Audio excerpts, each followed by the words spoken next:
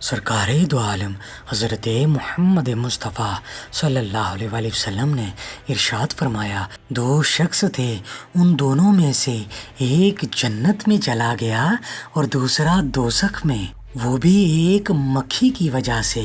صحابہ کرام رضی اللہ تعالیٰ عنہ نے بارگاہ رسالت صلی اللہ علیہ وآلہ وسلم میں عرض کی، یا رسول اللہ صلی اللہ علیہ وآلہ وسلم وہ کیسے؟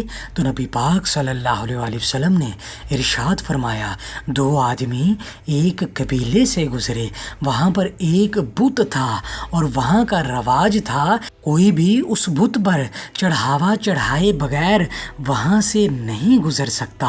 تو ان دونوں میں سے ایک شخص نے کہا کہ چڑھاوا چڑھاؤ، تو اس نے کہا میرے پاس تو کچھ بھی نہیں، میں نہیں چڑھا سکتا۔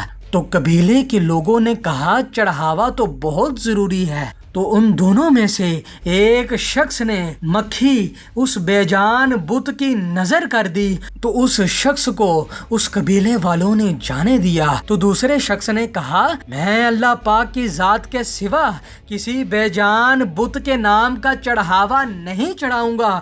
بس یہ سن کر لوگوں نے اسے قتل کر دیا، تو وہ شخص جنت میں چلا گیا۔